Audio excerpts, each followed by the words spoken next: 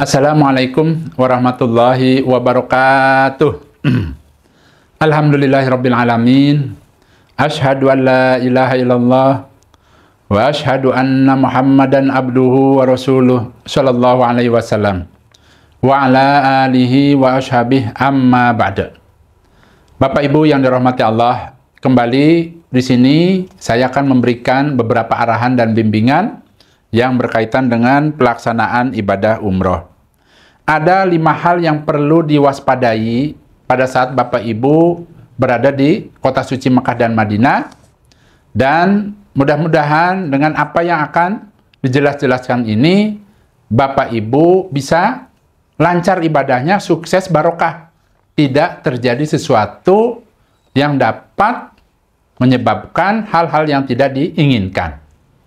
Yang pertama yang perlu saya ingatkan yaitu Bapak Ibu harus hati-hati, ya, hati-hati pada saat berada di Masjidil Haram apabila ada orang-orang yang menawarkan jasa, yaitu jasa untuk mengantar mencium Hajar Aswad. Nah, orang-orang ini Bapak Ibu ya, biasanya akan menawarkan, Pak, Bu, ayo saya antar.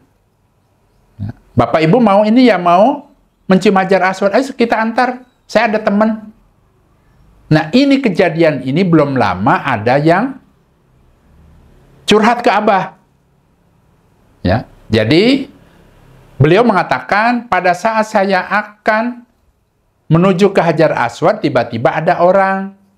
Nah, orang ini menawarkan, Bu, saya antar saja ya, yuk ke sana. Nah, kemudian diantarlah ibu ini menuju ke Hajar Aswad. Setelah selesai, kemudian orang tersebut meminta bayaran yang cukup mahal.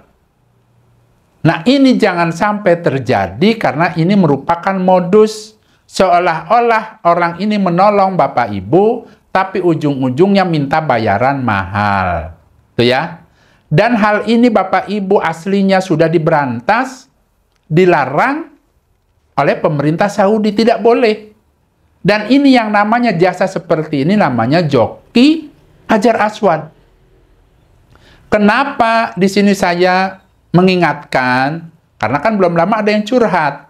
Berarti insya Allah patut diduga masih ada orang-orang yang seperti itu. Sebenarnya sudah lama ya, Abah sendiri pernah melihat langsung 19 tahun yang lalu, kan udah lama. Pada saat itu berada di Masjidil Haram, Abah melihat ada orang sedang dimintai uangnya, orang Indonesia perempuan. Oleh orang Indonesia juga, beberapa orang laki-laki maksa minta uang.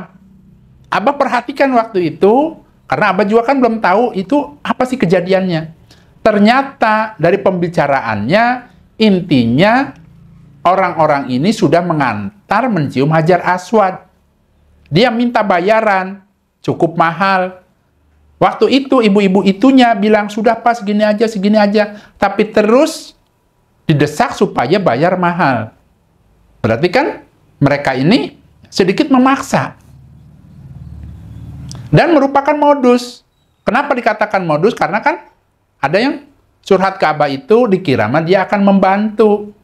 Tidak dari awalnya dia bicara, ayo Bu saya bantu, ayo Bu saya bantu, ujung-ujungnya minta bayaran. Dan bayarannya juga cukup mahal. Dia merasa kecewa. Yang curhat ke Abah itu kemarin itu merasa kecewa.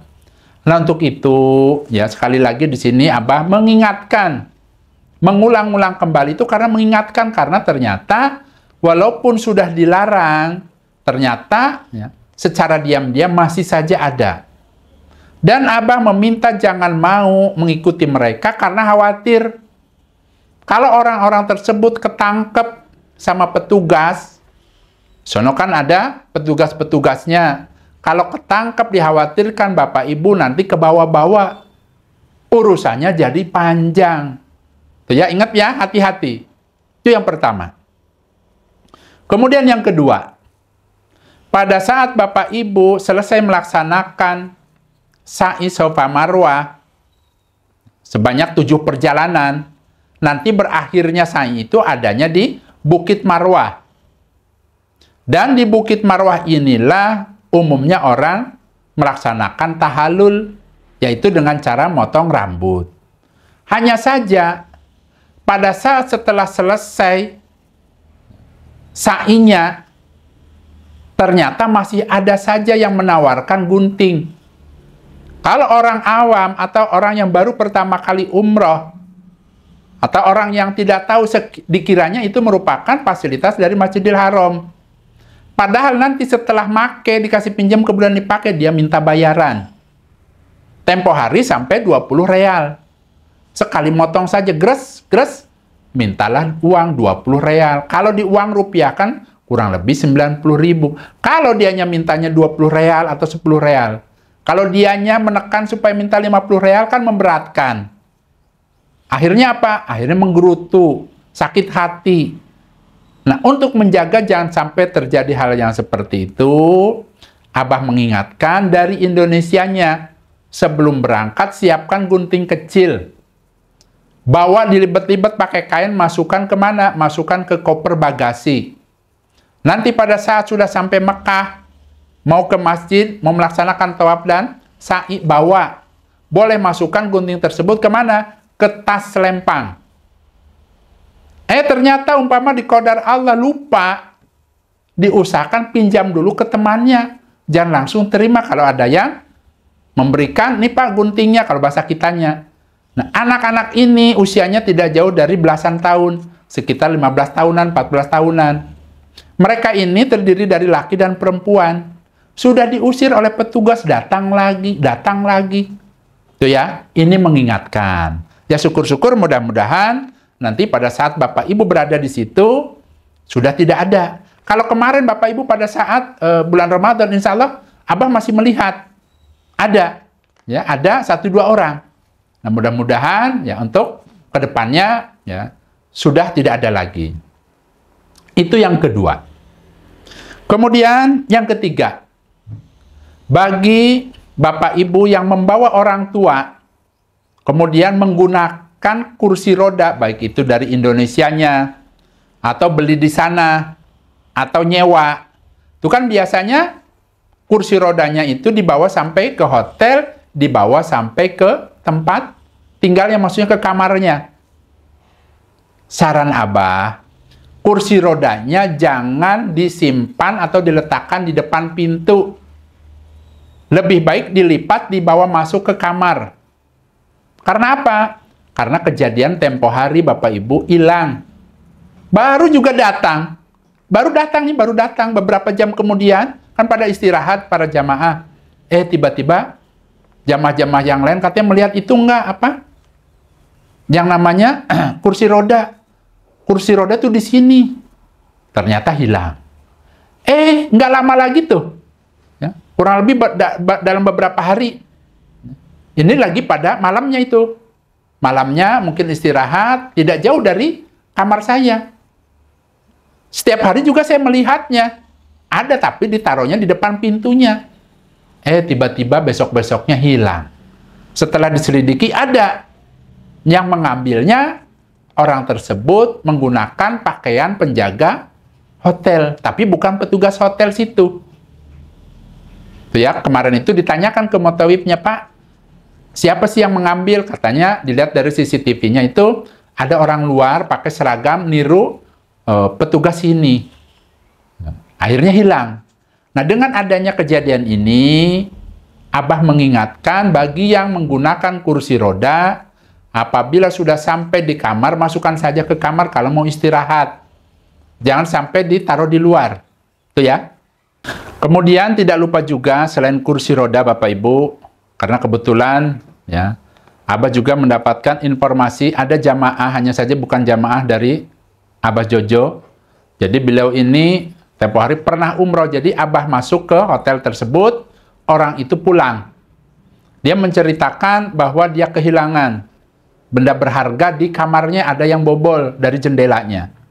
Nah, untuk itu Abah mengingatkan, pada saat Bapak Ibu umpamanya ada punya rezeki lebih, ingin membeli barang-barang yang berharga, diusahakan umpama sehari sebelum kepulangan.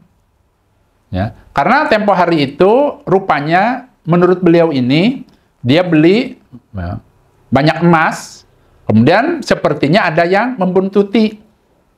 Dia tahu posisinya dan lain sebagainya. Nah, untuk itu Abah menyarankan kalau sekiranya itu barang berharga diusahakan jangan disimpan di kamar. Silahkan, sekiranya aman. Diusahakan pokoknya bagaimana caranya supaya aman. Itu ya. Nah, kemudian yang keempat. Umpama Bapak Ibu berada di Madinah atau berada di Mekah. Kalau ketemu orang yang sok akrab, biasanya begini, biasanya. Halo, apa kabar Indonesia? Baik, bagus. Indonesia bagus, baik. Umpamanya. Diusahakan respon biasa-biasa saja. Karena apa? Ini pengalaman Abah belum lama, beberapa bulan yang lalu. Ya, pada saat siang, pada saat itu sore ya insya Allah sekitar jam 2, jam 3, nunggu sholat asar. Tiba-tiba ada orang berperawakan seperti orang India. Ya. Nah, dia itu dari jauh itu sudah, Assalamualaikum, Indonesia apa kabar? Ke Abah. Abah jawab, Waalaikumsalam. Tapi Abahnya itu, gerentas hatinya waspada. Tidak terlalu merespon. Hanya biasa-biasa saja. Dan tiba-tiba Allah memberikan naluri bahwa orang ini, ya insya Allah kurang baik. Ternyata benar. Nah, dia tadinya ingin menghampiri, tidak jadi. Karena memang Abahnya tidak begitu meresponnya. Kemudian dia pergi, selang beberapa lama, kurang lebih mungkin sekitar ya 20 menit atau 15 menit, Abah tengok, ternyata orang tersebut sedang mintain uang ke jamaah Indonesia. Ada 2 orang kakek-kakek dimintai uangnya, tapi jauh dari Abah. Abah melihat. Kenapa melihatnya? Karena melihat kakek-kakek itu ngambil uang dari tas, dikasih. Tapi orang itunya minta lagi, ngasih lagi. Karena melihat yang seperti itu, akhirnya Abah bangkit, bangun, menghampiri langsung. Orang itu belum juga Abah sampai kabur dianya. Nah, ini kejadian ini betul-betul terjadi. Apabila ada orang yang seperti itu, insya Allah patut diduga orang ini modus berbagai macam alasan. Alasannya karena ingin pulang ke negaranya tidak punya uang. Alasannya ada yang pada waktu itu ya, ada ke Abah juga pernah datang langsung, bilangnya saya orang Palestina. Tapi dia milih-milih. Perhatikan nama dia tuh kira-kira orangnya yang sendirian. Yang kira-kira bisa dikelabui dan lain sebagainya. Berbagai macam alasan. Insya Allah ini hanya sebagai modus saja. Kalau Bapak Ibu umpamanya ada niatan ingin sodako, ya silahkan. Boleh sodako ke para pengemis yang minta-minta. Sodako kurma beli, bagikan ke jamaah-jamaah yang lewat. Sodako misalnya ke penjaga-penjaga kebersihan di Masjidil Haram. Nah, ini untuk laki-laki. Kalau untuk perempuannya, ada lagi modusnya. Biasanya ibu-ibu yang agak sedikit tua, datang mengelus-ngelus, mengusap-ngusap. Kadang-kadang mencium-cium, meluk-meluk. Nah, ini supaya hati-hati. Ya. Hati-hati nanti sambil meluk-meluk apa? Tiba-tiba hilanglah, inilah. Ya. Tempo hari ada yang curhat ke Abah. Abah, pada saat saya di Masjidil Haram, tiba-tiba ada orang datang meluk-meluk saya. Ya. Jangan bangga dulu Bapak Ibu. Ya. Jangan. Tapi diusahakan waspada. Karena ada modusnya seperti itu. Ya, diusahakan. Ada juga kata istri saya kemarin itu, dia itu mijit-mijit dan lain sebagainya, ujung-ujungnya minta uang ada. Ya, kalau memang diniati sodako ya boleh-boleh saja. Ya, hanya saja terkadang, ya namanya manusia kan ada yang mencari-cari sengaja, apalagi dia berbohong dan lain sebagainya, ada modus-modus tertentu. Ya, supaya pintar-pintar menghindarinya. Caranya bagaimana? Caranya, kalau orang itu minta uang, alasan berbagai macam, lebih baik la pindah. La itu tidak. Kalau bahasa Indonesianya, la, tidak, saya tidak, gitu. Langsung pindah saja, cari ya, orang Indonesia, kemudian bersatu di situ, ya, bergabung. Itu ya, seperti itu. Kemudian yang terakhir, yang kelima, ya, kembali ya, Abah mengingat-ingatkan dan memberikan warning, memberikan supaya waspada, yaitu pada saat berada di Jabal Rahmah. Ya, tempo hari orang-orang ini, ya, yaitu orang-orang yang menawarkan jasa foto ini sudah diberantas oleh petugas. Sempat tidak ada. Tapi menurut informasi, ya, akhir-akhir ini terkadang ada 1-2 orang. Ya, mereka itu biasanya menawarkan foto di Jabal Rahmah. Kalau bapak-bapaknya ini biasanya disasar bapak-bapaknya. Kalau bapak-bapaknya diam saja, seolah-olah mengiyakan. Nanti langsung jepret, nggak lama keluar tuh fotonya, minta bayaran mahal. Nah, untuk mengantisipasi jangan sampai terjadi seperti itu, kalau ada orang yang tidak dikenal menawarkan foto, langsung pergi. Langsung pergi saja. Ya, tidak perlu berbicara macam-macam. Karena ujung-ujungnya nanti dikhawatirkan dia akan maksa supaya mau dipoto. Itu khawatir seperti itu. Nah, kenapa Abah jelas-jelaskan ini? Demi kenyamanan, ya, khususnya tadi ya, jamaah-jamaah umroh yang berziarah ke tempat itu, berarti kan ya, diusahakan waspada. Yang namanya di tanah suci Bapak Ibu, ya, orang yang tidak baik itu ada Bapak Ibu. Bukan berarti semuanya lurus, semuanya benar, tidak. Ada saja orang yang tidak baiknya. Ya. Bahkan pernah waktu itu ya Abah melihat sendiri, orang itu kecopetan, ya, di area Jabal Rahmah. Orangnya lari, yang ngambilnya. Itu melihat sendiri, ada apa ya ribut? Nggak taunya, ya tadi seperti itu. Ya, diambil uangnya atau apa ya, direbut, kemudian dia kabur. Ya. Nah, dengan adanya seperti ini, ya, pengalaman-pengalaman yang Abah berikan ini adalah untuk Bapak Ibu agar waspada, kemudian supaya nyaman ibadahnya, lancar, senang, kemudian ya, apa yang kita inginkan, ya, selamat, lancar, dan barokah. Ya. Jadi tidak ada niatan lain semata-mata supaya dalam pelaksanaan ibadah umrohnya, dari mulai berangkat sampai kembali pulang, Bapak Ibu dalam keadaan sehat, selamat, barokah. Itu ya. Nah, saya rasa itu saja Bapak Ibu, sedikit nasihat dan mengingatkan ini. Mudah-mudahan bagi yang akan melaksanakan ibadah umroh tahun ini, Abah mendoakan semoga diberikan sehat, diberikan kekuatan, diberikan kemudahan, kelancaran, kesuksesan, dan tentunya mudah-mudahan bisa mendulang pahala sebanyak-banyaknya. Semoga mendapatkan pengampunan dari Allah, pulang bisa kembali berkumpul dengan keluarga, dan semoga Allah memberikan pahala umroh yang mabrur. Alhamdulillah, jazakumullahu khairan. Abah pamit Bapak Ibu. Wassalamualaikum warahmatullahi wabarakatuh.